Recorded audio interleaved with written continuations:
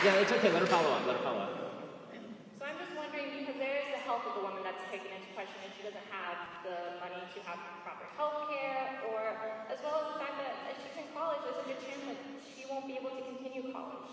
Okay, so now you're adding more variables to the situation. But okay, so let's talk. Okay, so let's take each one of those variables at a time. But I'm going to have to cut off the continuing hypothetical after this before she ends up in penury at the end of Les Mis.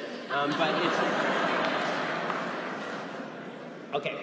The idea that what about the health of the mother? So my view on abortion, again, the morality of killing a baby does not change as long as the baby's not actually threatening the life of the mother. In the cases where the baby threatens the life of the mother, like for example, you have a case where a woman has actual breast cancer and she needs chemotherapy and she's pregnant, but the chemotherapy will abort the baby, which actually does happen, right? That is a case where the mother should, I think, be able to get the treatment. That's not the same thing as an abortion. So they're actually treating the mother for what she's got, and the byproduct of that is the baby is terminated, the baby's killed, basically. That's not the same thing morally. As far as again, all I can say is restate that if this woman, there's about as sympathetic a case as you can make, and I personally would step in to try and help someone like that, and I have a feeling a lot of people in this room would step in to try and help somebody like that. But you're also,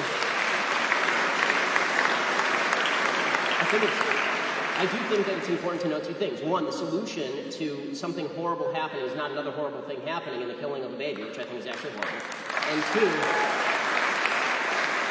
And two, it's really not good to take the marginal case and then use that to argue broad.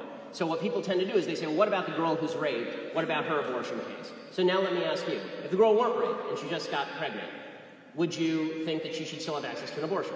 I do, because I think it's her body and I think it's her health. Right, so you're giving me an exceptional case.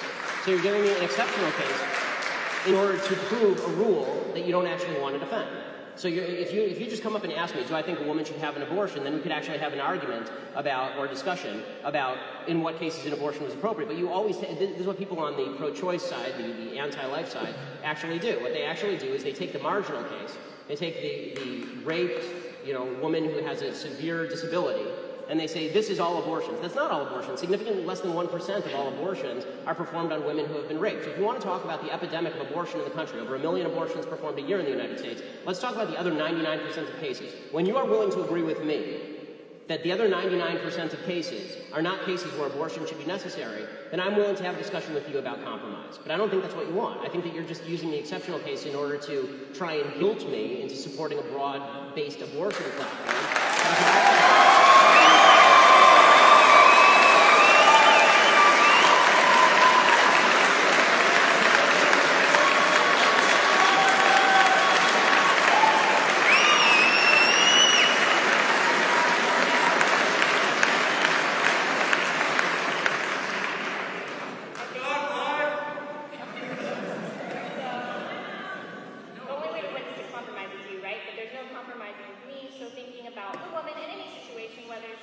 No, I just... Sure. So whether thinking the woman got pregnant because of rape, or if the woman is pregnant because she didn't have access to birth control, but even if she does...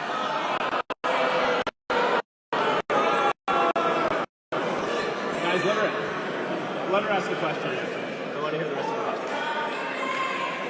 All right.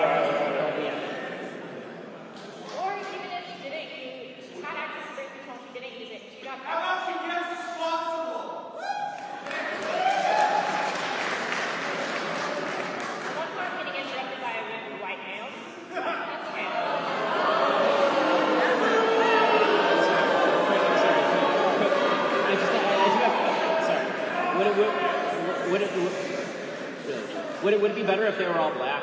I'm confused.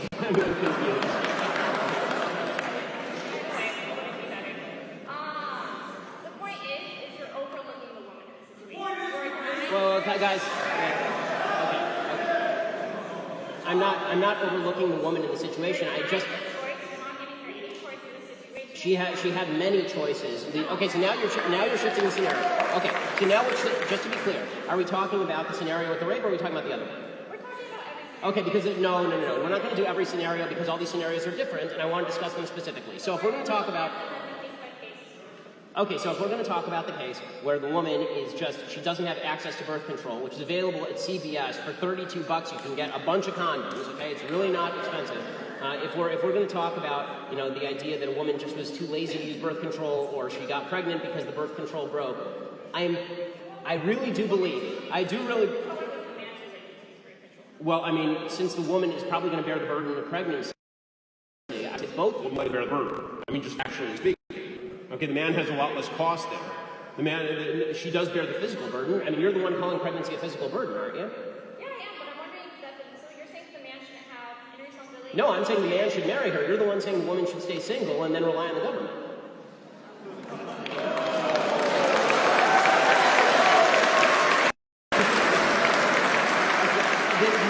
These are two separate issues. These are two separate issues. Sympathy for the woman and sympathy for, how about a little sympathy for the child? Okay, at any point does sympathy for the child come in here?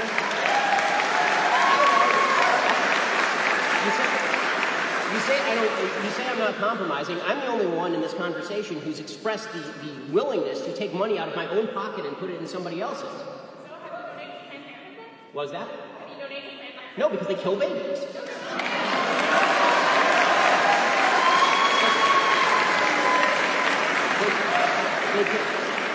They kill 300,000 unborn children a year. No, I don't donate to a baby genocidal organization.